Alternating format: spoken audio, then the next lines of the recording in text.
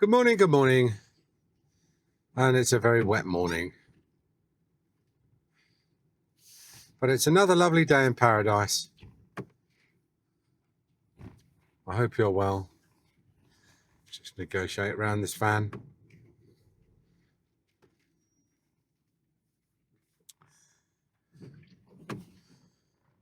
It's a Wednesday, and I'm sort of more or less into the swing of recording videos again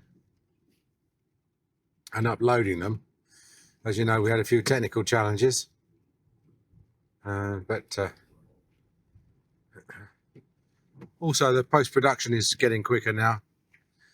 I've got a faster graphics card, and I'm recording in HD, which is 1920 by 1080 instead of the 4K. I don't know. I was doing something really stupid. I think I was recording in 1920 by 1080, and then I was rendering it in 3840 by 2160,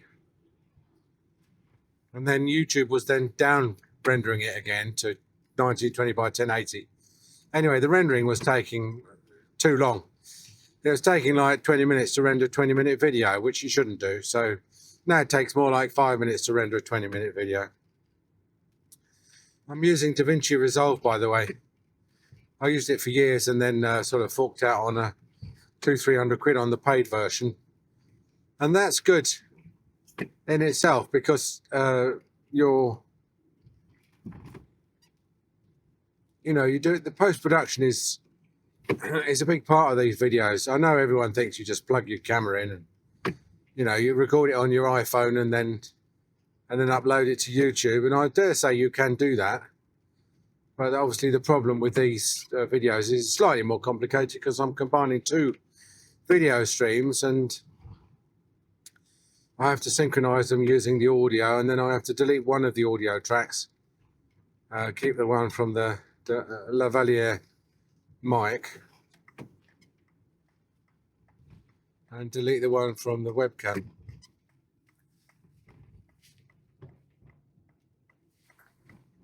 Dash cam, whatever they call it. It's a nice house. I wonder who lives there. Some lucky bastard.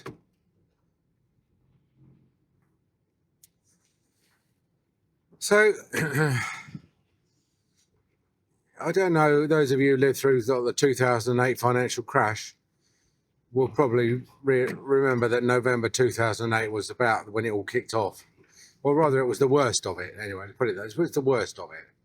It was the bottom of the ditch. And but I only realised that afterwards, I was thinking about how things had happened and realised that November 2008 was, for me personally, was the worst bit, and then things started getting better again. It's very rare to know what the turning points, the inflection points are in history on the actual day that they occur. But I think yesterday and today might be one of those times when you can actually say.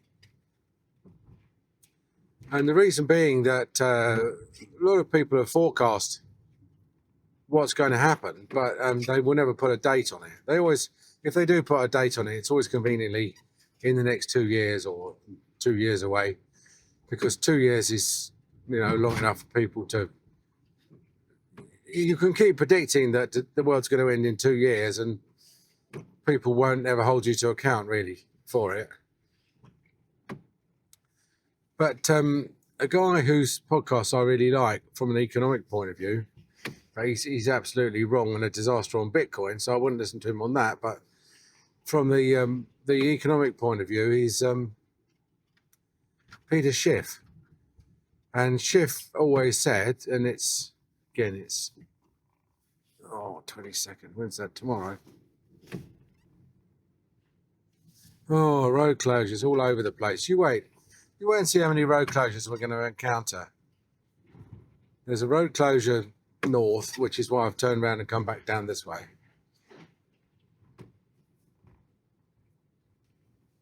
Let's get rid of that. Don't want that reflecting on the video.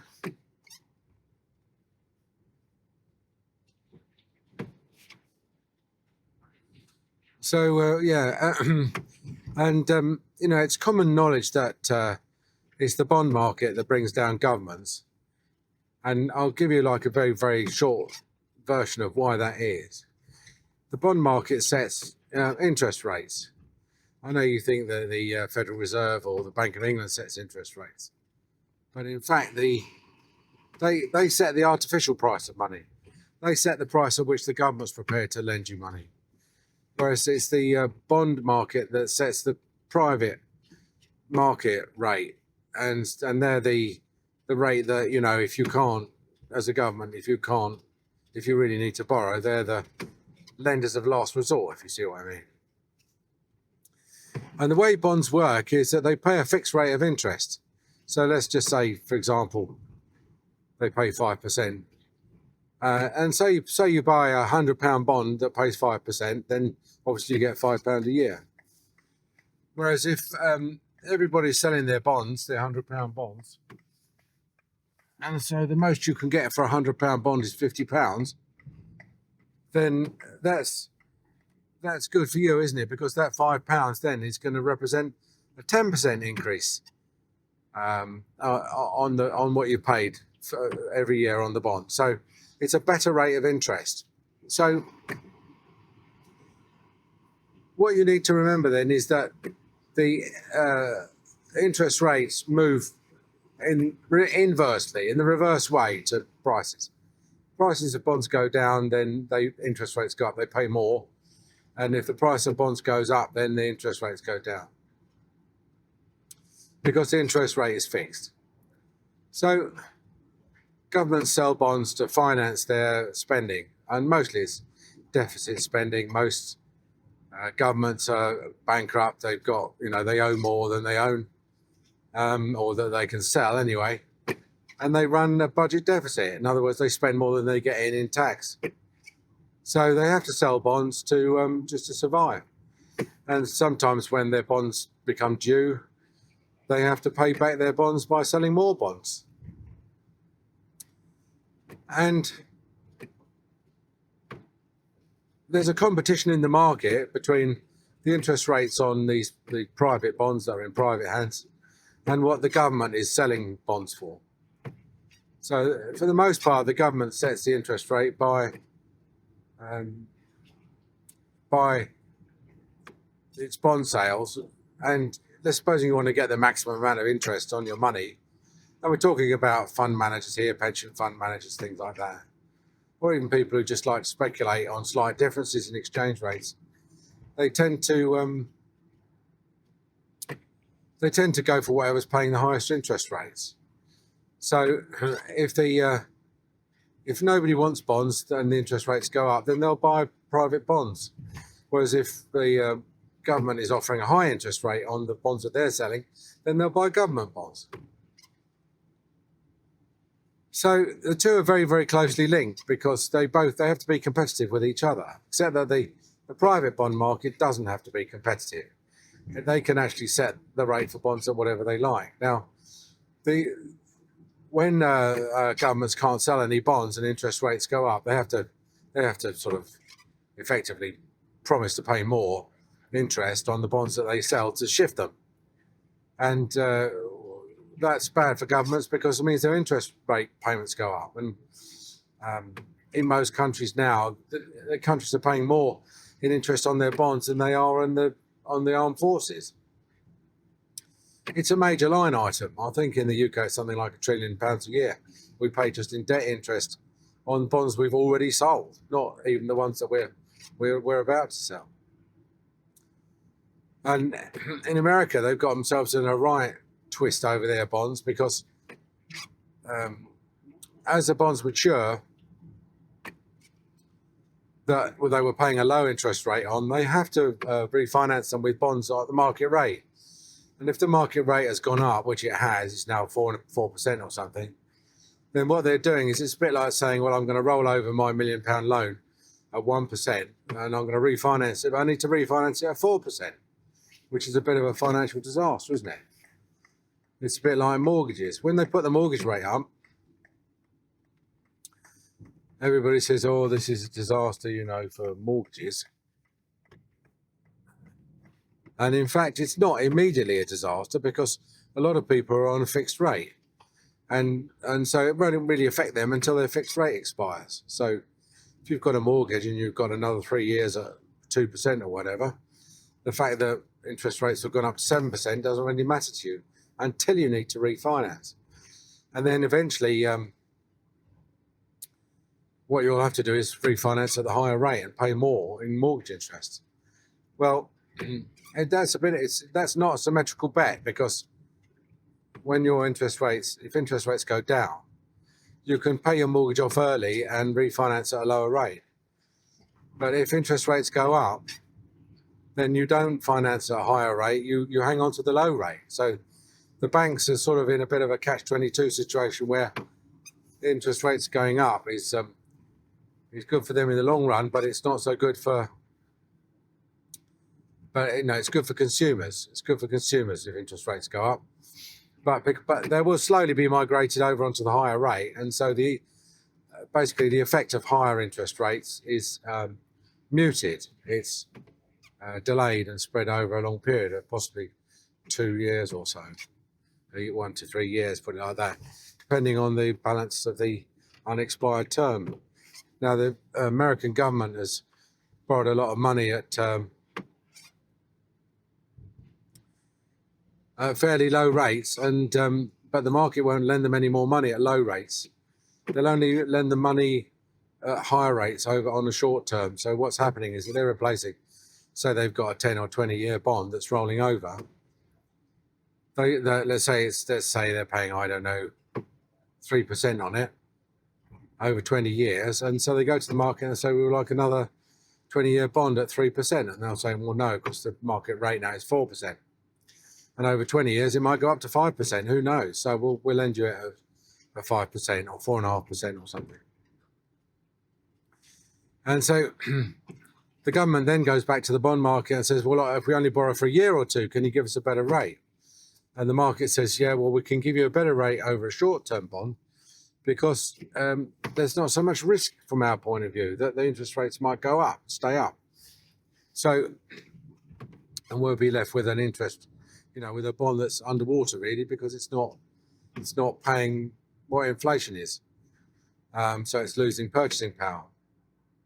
So the Americans are rolling over a lot of their long-term cheap debt for short-term but more expensive debt. Not as expensive as more long-term debt would be, but more expensive than the old long-term debt. So what am I working around to? Well, debt interest brings down governments.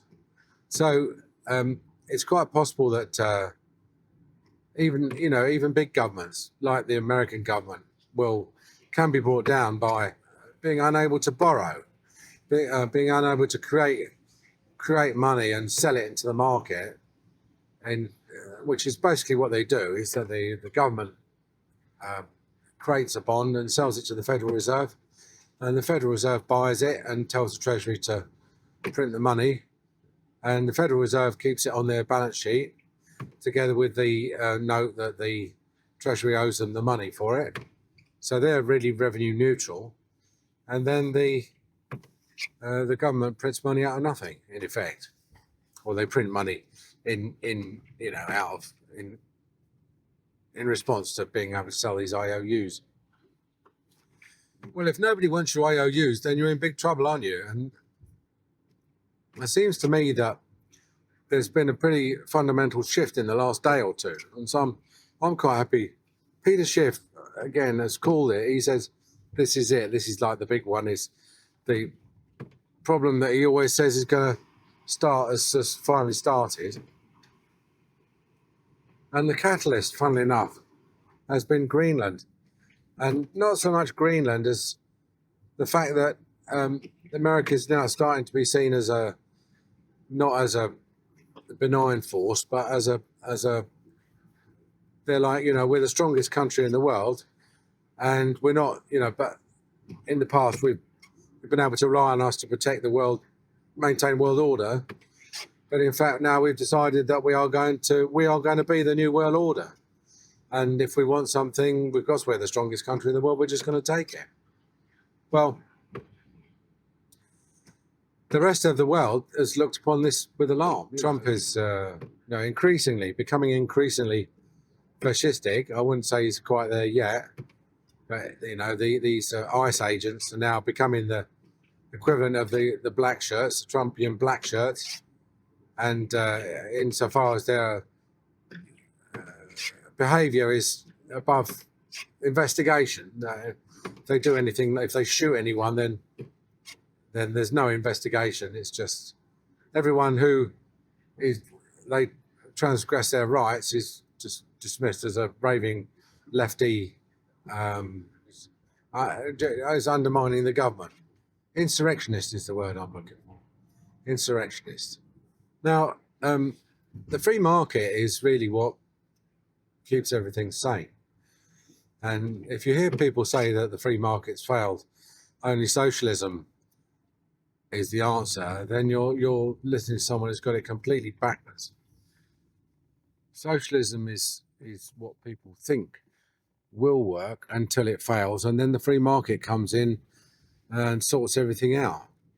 And unfortunately, it sorts everything out by knocking heads together and making people redundant and forcing people to shut businesses and lose jobs, and all the zombie companies that that are borrowing just to pay their debt on the interest on the debt that they've already borrowed, and that all gets shaken out. There's a lot of signs that all this misallocation of capital, in other words, people who put money where they shouldn't have done, is finally going to get shaken out. It's the poster child for misallocation of capital is Japan, where Japan is in debt to something like 2.5 times their annual income. And the Bank of Japan for many years sold bonds and kept interest rates low because they were committed to keeping interest rates low because they couldn't afford high interest rates on a debt that's 2.5 times the national gross domestic product of the country. So, but they are now, they've got the free market starting to come around to bite them in the what, because they are now, their interest rates have crept up from 0 to 2 point something, which for them is, it might not sound like much, but on that amount of debt, it's just crippling. The only reason why they're not more of a basket case is they've got a current account surplus. In other words, they're profitable. They export more than they import. They create wealth, and so the world has allowed them to keep their credit card because they have got some income coming in. The Americans are the exact opposite. They are going into debt at the rate of about 2.5. Well, I mean, they're here comes the traffic jams. So they're 38 trillion US dollars in debt. What have we said so far? So we've said that the bond market, and in particular what they call the bond vigilantes, or people who trade in bonds, buy and sell bonds. If they get the idea that a bond, as we said, is basically an IOU. So if they get an IOU, one of your IOUs, the chances are that they will get paid the interest on it. But the point is that if inflation is far higher than the interest that they're getting paid on it, then that bond is losing value, isn't it? It's losing purchasing power. So inflation is a big threat, and also currency devaluation is a big threat. So, for example, if people don't want dollars, or they don't want to keep dollars in reserve, then if you're a bondholder, then not only are you getting a low interest rate compared to inflation, but your dollars are not buying so much anyway. This is my famous £9,000 to buy a ham sandwich analogy. So the Americans could get hit pretty hard, and Shiv said that they will get hit pretty hard in two ways. One is their bonds will become unpopular, and there'll be too many of them on the market, causing the price to drop, which means that they'll have to pay a lot more to refinance their debt. And secondly, the value of the dollar will go down. Now, the people who believe in the modern monetary theory, which is, it's not modern. It's not really about money, and it's not even a decent theory. But it's MMT, and it's also called the magical money tree, because basically it just means you can just print money. The government is not constrained like you and I are in terms of spending, because they have the printing press and they can just print money. And it sort of goes, sort of implied that they can do it without any consequences, whereas in fact that's absolutely not at all the way things work. There obviously are consequences, and the consequences are that people will, have as many bonds as they want, and they'll be selling perhaps the ones that they think they've got too many of, and in competition with the government. Therefore, nobody's going to want the dollar, and so the value of the dollar is going to fall. Now, this is the mechanism, all right? This is well known. This is like chess opening theory. Everybody knows this. So, but it's just a question of when. When is it going to happen? And people keep saying, you keep saying this is going to happen. When is it going to happen? And a couple of things have happened. The Greenland thing is significant because it's shocked Europe. In fact, it's shocked NATO members, who really thought that NATO was, that they were in it with NATO. The US was in NATO with them, etc., etc. And it's quite true that NATO, you could almost say NATO is the United States. In other words, NATO was, for a long time, I think Trump's got a point. NATO sat back and said, look, well, we've got this Article 5 protection. If anyone attacks any NATO member, then it's treated as an attack on all of us. And America's in NATO, and America's prints money, got weapons, etc., etc. And therefore, we're fine because we've got the American umbrella. And America now has said, look, you guys, you've got to increase your spending from 2% to 5%. And not only that, you've got to just, don't keep saying the check's in the post. You've got to pay it. And also, don't expect me to necessarily abide by everything that you've expected from the United States in the past, if it's not in our interest. So he says it's in the American interest to control Greenland. Well, basically, being a real estate mogul, he's thinking in terms of buying it. He really wants to buy the freehold. And so that exposes an awful lot of the thinking, because if he wanted a military base on Greenland to protect it, to safeguard the security, if you like, of America's northern border, then they already have a military base in Greenland. And that's the way they do things. They lease land from various bits of the world all over. The American bases all over. There are thousands of American bases. There are American bases in the UK. They can have, for the purposes of protection of the American mainland, it wouldn't be at all a problem for them to lease a base or 10 and set up some Iron Dome missiles or whatever. He's got this silly saying that, Americans are not likely to fight to defend a land that they've just leased. He doesn't want to lease it. He's like me. I don't like leasing stuff. I hated it when I had to rent for 6 months when I sold a house and was waiting for my new house to be renovated. You want a freehold of something, don't you? And that's what he wants. He wants the freehold of Greenland. Now, it's been pointed out to him quite clearly more than once and by more than one person. But that's not an option. He doesn't want a leased base. No one's going to sell him the freehold. And so really that leaves him with very few options, doesn't it? Which is, either basically an occupation.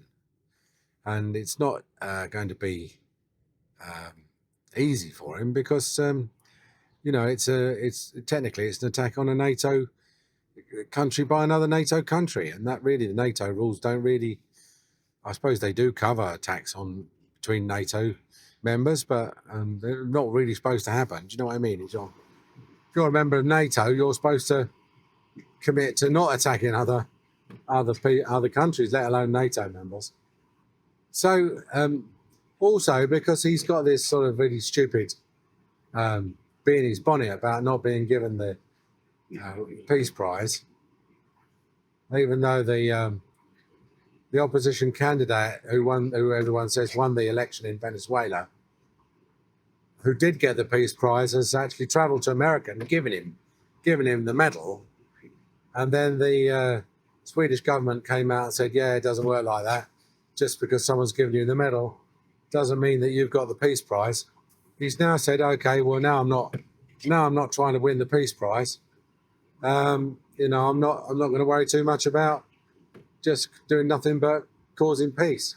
He's upset Sweden because he says that the Swedish government is not, the Nobel Prize Committee is not independent of the Swedish government, and I probably agree with him. I doubt very much whether it is. However, I don't think the Swedish government has got the technical cojones to know who should get the physics prize or the chemistry prize or whatever. But they might have an opinion on who should get the Peace Prize. Starmer's criticised him on the grounds of trying to take over Greenland. Trump has hit right back with a tweet saying that Starmer is stupid to give away the Chagos Islands, which is, you could argue that he is. He doesn't have to, because the court that ruled that they belong to Mauritius, it doesn't have any jurisdiction to say that. So we don't have to. And most people agree with Trump on that. But the point is that Trump's rhetoric, his level of discourse, his intercourse with other world leaders, is very much along the lines of, you smell, no, you smell, no, you smell. This is the level we're at. Starmer is not going to Davos, which I think is a mistake. He should go and mix with the European leaders, which is where our future lies, and not go because he's worried that he's going to be snubbed by Trump. But because he's upset the Nordic races, I think it's the Danes now said that they're going to sell all the US bonds. And honestly, if everybody decides that they're going to sell US bonds, then the Federal Reserve is going to have to buy an awful lot of bonds, which means they're going to have to print an awful lot of dollars, which means that there's going to be a boatload of dollars floating around the world that nobody's really going to want. And that's going to cause the value of the dollar to fall, which is going to have devastating consequences for America in terms of going to a recession, mass employment, people not being able to afford goods and services, etc., etc. So, but if that's all kicked off, then you can say it probably all kicked off yesterday. There's one very last final thing, and that is in the Telegraph. This morning, there's an article saying that we need to cut off Trump's credit card, which is basically stop buying his bonds. And for an article like that to appear in the Telegraph, it means that it's mainstream thinking. Other people are thinking like I'm thinking now, Anyway, I've got to go because I'm a bit late. I'll talk to you soon. Bye.